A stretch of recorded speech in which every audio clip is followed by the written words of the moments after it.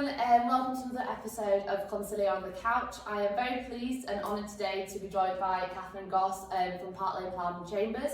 Katherine is a highly esteemed barrister with over 20 years experience, specialising exclusively in private children law. So thank you very much for joining us today, Katherine. So on today's episode, we're going to be discussing Pathfinder, so the new Pathfinder process. So I thought Katherine was a perfect person to speak to, given her specialism and expertise. So we'll get started with the episode.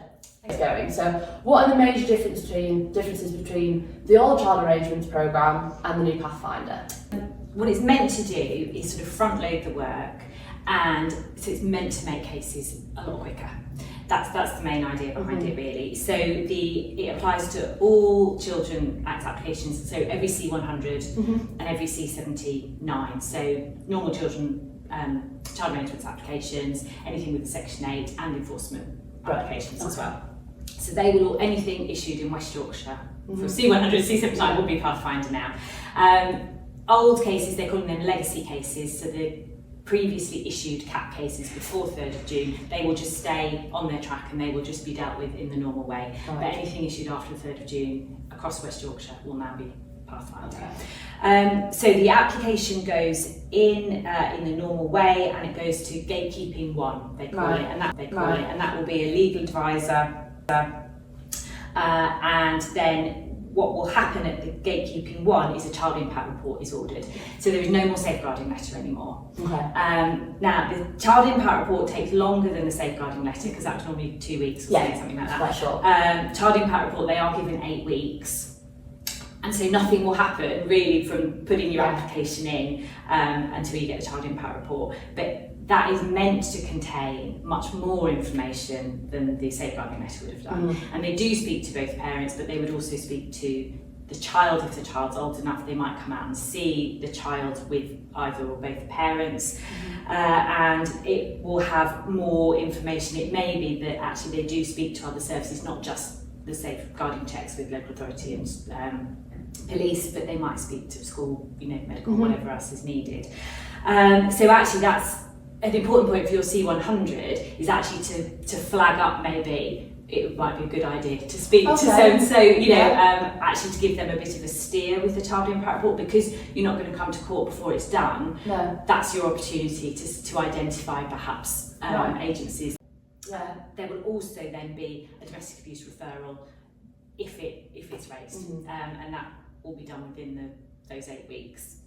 And then if there is a litigant in person, which is different from CAP, then a case progression officer will be allocated, a CPO, and they are a member of HMCTS staff, and they will liaise with the litigant in person. So there's less responsibility, say, on the applicant's solicitor or on the respondent's solicitor to then deal with the litigant in person. The court will do that. Right. And the court will say to the litigant in person, this is what's happening, these are the time frames, these are the significant dates for you to put in your calendar, and they will check that's on track. Okay. The local authority or CAFCAS will do the child impact report, and I think the decision for that is as it always was. If local authority have been involved, it will be them, otherwise it will be CAFCAS.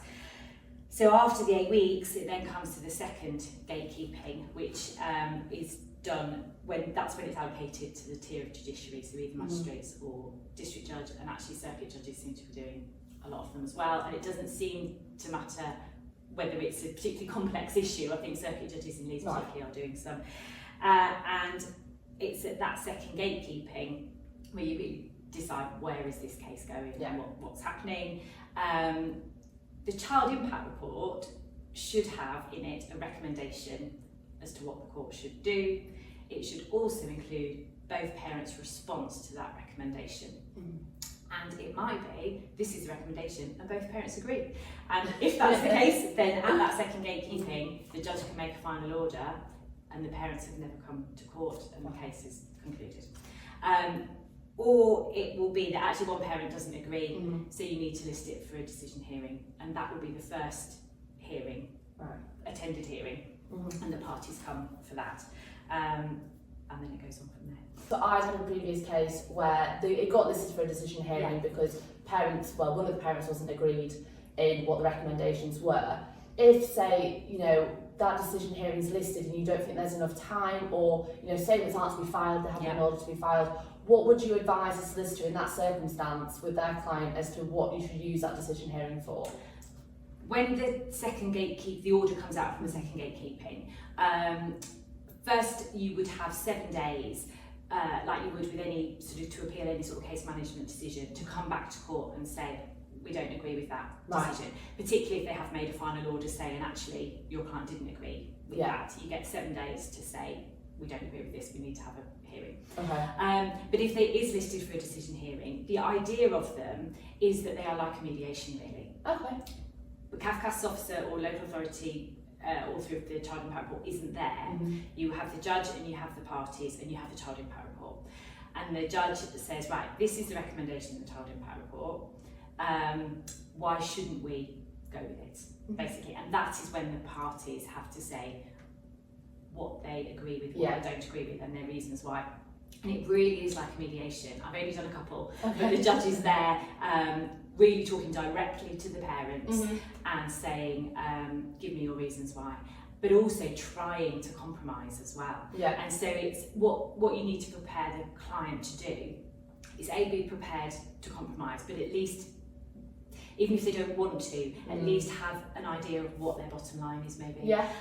How far they feel they can go, so that they're not taken by surprise, so they don't feel ambushed. And it may be even that you do feel, actually, let's have a conference with council, even if we don't need to instruct council for that hearing. Maybe just have that conference to go through all the options, to have a real sensible arguments to put forward, and also, like I say, to take that element of surprise out of it, so that they can come feeling that actually I have got some very sensible reasons why I don't agree with this. This is what I could live with, but I couldn't live with this. Just so that they feel a bit more prepared, I think. And say if they even had counselled the client, would the judge still directly speak to them, or would counsel? In my experience so far, and speaking to colleagues, they speak directly to the client, to the lay parties. So I was able to sort of chip in, and also I think because it's really quite emotive and quite stressful, but it really is like a direct mediation. But I wonder whether all judges will do it differently. But the ones that I have seen have been very hands-on, and it's the parties doing the talking. Because obviously you've had experience with the previous programme and then now, do you think it's better, or do you think it's... It's, the idea is it's non-adversarial. So as a barrister, that's not what we're used to, because we're normally there when you need someone to advocate on your behalf. So it is very different, but I think with some cases, it will work, because you will get those parents that actually they just need to sit down and talk to each other, and maybe mediation hasn't worked, but actually with a judge sitting there, maybe they will, and they will both compromise a bit. But I think with more complex cases, it's harder to see how that will work, because you've got parents who would never, the issue's too big, and they're never going to agree on this, which is why you need someone else to make that decision. Of course. And just going back to what you said before about obviously the domestic abuse agencies will come in, and especially if, say, there is serious allegations made, and you're going to have them both at decision hearing, is there any support for somebody that says, I have suffered abuse from the other party? How does that work with the child impact report? And so the one thing about Pathfinder is it's very sort of geared up for dealing with domestic abuse allegations, and I think a dash referral is done sort of almost automatically. I think if there is, or filling it in anyway, is done even as soon as allegations are raised. So there will be a referral to IDVA. But if the party wants it. Now I think the CAFCAS officer can refer anyway, but IDVA get involved if there's domestic abuse allegations, and then IDVA carry out their own sort of assessments. And this is, I think, a little bit controversial, because they're not there to challenge or dispute or question any of the allegations. They are there as a support. And so a parent who makes those allegations, IDVA then provide an assessment report to the child impact report. Now, one thing that they have said they would do is if there are cross allegations, or say allegations of alienation, and then domestic abuse on one side. What IDVA have said they feel they are able to do is to decide who is the primary victim out of the two. Now, normally that would be a judicial role. Yes. You would only have who is the victim or who is the perpetrator decided by a judge. So this has been raised with CAFCAS, and I think what CAFCAS are saying is the IDVA assessment report is just part of the picture and part of the information that's provided to CAFCAS. But CAFCAS will still use their professional judgment to make an analysis and to make a recommendation. And I think that is something that solicitors have got to be aware of, that it might be that somebody has decided who a primary victim or primary perpetrator is when there are cross allegations, and actually I think that's something you would have to flag with the court if they haven't already, if that is disputed, which it probably will be, to say actually this needs to be a judicial decision, and that's when you would be asking for a finding of fact hearing. But practice direction 12J still applies, and also the guidance about finding of fact hearings are only if they're necessary and proportionate, so all of that. And how many fact finds have you seen in your experience, and also what are the figures saying? So the figures are saying that I think out of the cases that have been listed so far have got to that second gatekeeping stage since, so I think we've only got the figures for sort of August, September time. I think it was about 150 cases and there was one fact find has been listed. So they're really... And I think over, I think it was 1 or 2 years or something, there were 5 or something. It's very, very low. And the purpose of having the IDVA being involved, I think, is to try and reduce the amount of fact finds. But I don't think that can reduce the amount of allegations that are made that are disputed. So I don't quite know how the figures reconcile with that. But that is also something to be aware of. In respect of, we've talked a lot about the child impact report. It's a lot bigger, it's a lot longer, and I've seen one in my experience, and I did think it was a lot longer than the Section 7. Would you say, same as Section 7, it was almost the recommendations, 9 times out of 10, that's what the judge is going to go with. Are you finding that's still the case, that CAFCAS are still the eyes and ears, and that report is carrying a lot of weight? The ones that I've seen, and I haven't seen very many, but the ones I have seen have not been of a great quality, I would say, and they've been very short, and one of them didn't include a recommendation at all. And the judge sent it back.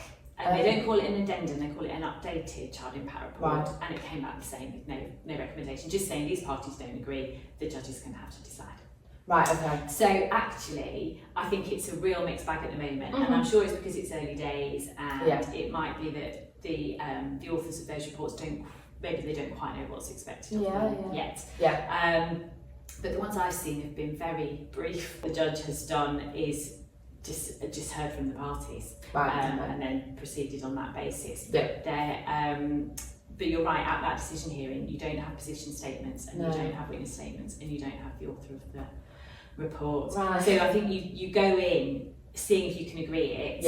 In some cases you won't, and that's when you then have to push for they call it a final decision hearing. So it's like a repeat decision hearing. But it's listed for longer.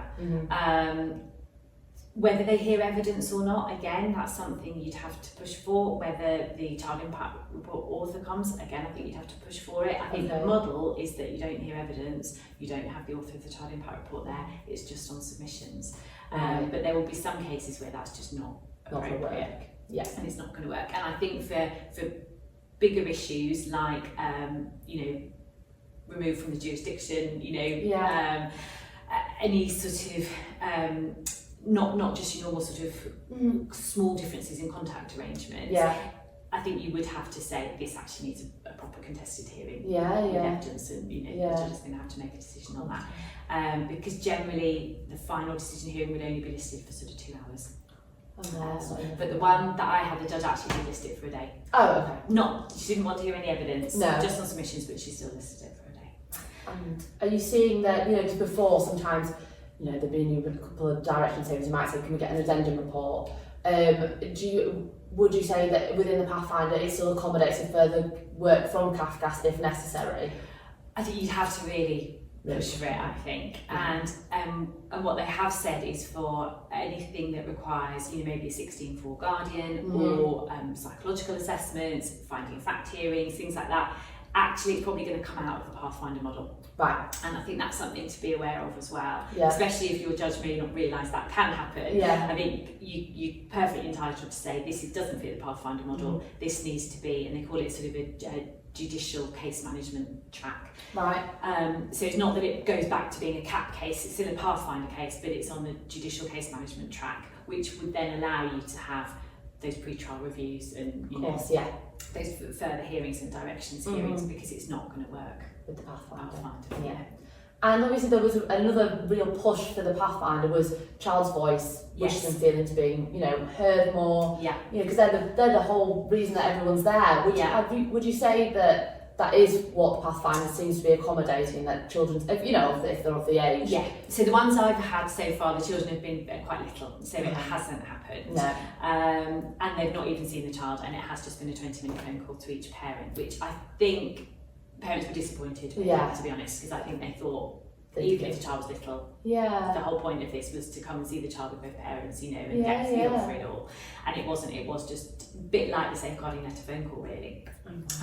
So that's why I think it's such a mixed bag. You don't know what you're going to get. Yeah. I would have thought with older children, it probably does work really well from that point of view. And when you do get those children that are stuck in the middle and actually they just need an independent voice, it's a way of that happening really early on in the process, within those first 8 weeks, without having to wait for a 16-4 guardian or review and having to fight for that. So I would have thought with older children, when there are fairly straightforward issues, this should work, and that's what this model is about. And again, if there are domestic abuse allegations that are proved, then I think again the point of it is so that the victim doesn't have to keep repeating their story, and I think they tell one person and then they then share that.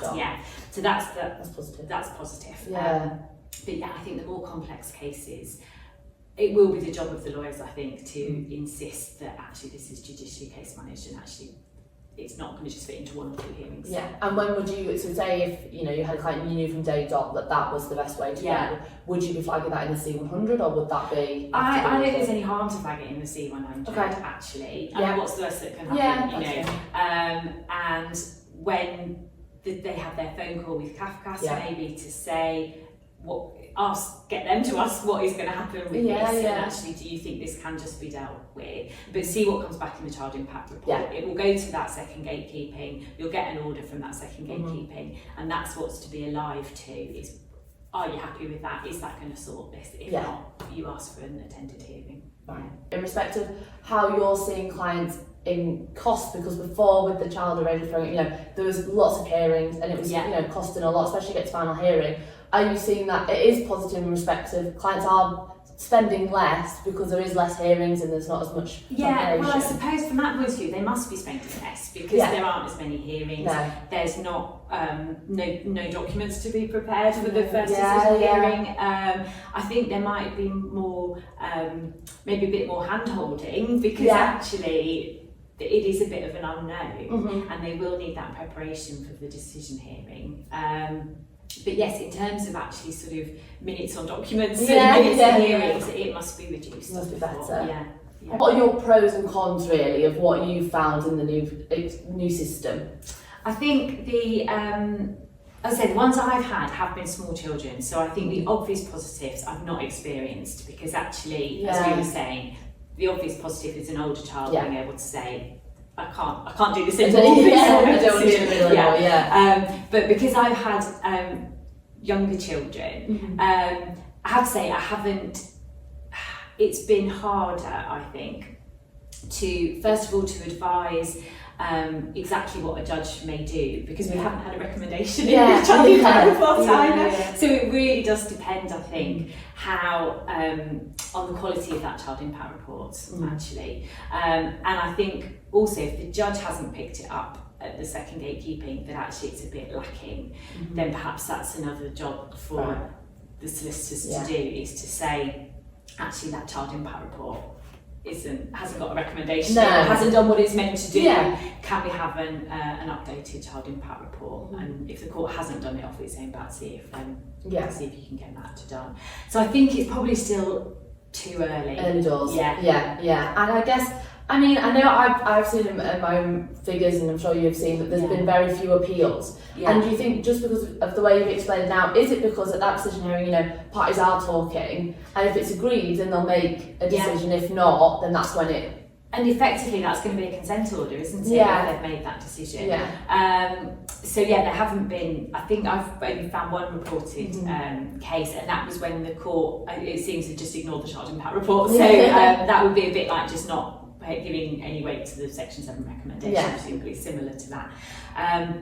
But it will be interesting to see how this develops, and I think particularly if you have a litigant in person who gets a child impact report and it says this is the recommendation, and they sort of go, "Oh right, that's that then. That was the court process," and allow that order to just be made. So I think it's. But there's nothing, if you're not representing them, there's nothing you can do. Is it really? So I think that might be where. I think what will happen, and I think this has happened in other areas, that they have found repeat applications from Pathfinder. So they'll have had a final order, and perhaps actually, weeks or months later, one party's thought, do you know what, I don't feel like I did get a fair shot at that, or I agreed to that or didn't challenge that, and actually this is not working, and so they apply again. It's very new, so it's hard to say at this time, but do you think there's going to be a lot of case law which manoeuvres, changes the procedure? So I think what everyone needs to bear in mind is that it hasn't changed private children family law. Practice direction 12J is still there. Practice direction 12B is still there. You've got all the case law is still there. It doesn't change any of that. So actually all your arguments for shared care arrangements are still there. All the arguments about moving abroad and relocation cases, it's all still there. So I think people mustn't just think, it's Pathfinder, none of that applies anymore. All the law is still there. And also, actually, if you really wanted a Section 7 report, I don't think it stops you making that application even. So just to bear in mind that all that's still there. Part 25 for experts, it's all still there. It doesn't take it away. What it's just trying to do is sort of streamline private children to reduce the amount of court time it takes up. Because I think we all know how much, when you look at those court lists, private children dominates the court list quite often in a lot of our courts, and they are just trying to streamline it. And I think with those cases where actually parents just need someone to help them make the decision, it probably will work for that, and it probably will reduce court time, and it will keep a lot of cases out of court, and it's great for that. But I think for the more complex ones, you need to be live to that, and for the court to take due care over those cases. And I guess, from what I would gather from that then is it's almost like you said before, steering them almost in the C100, then getting the report and then saying, okay, I think we need to maybe make an application for an expert at that point, or a Section 7 if you think you need one. And just to sort of just be really on top of it. I think that's what you need to be.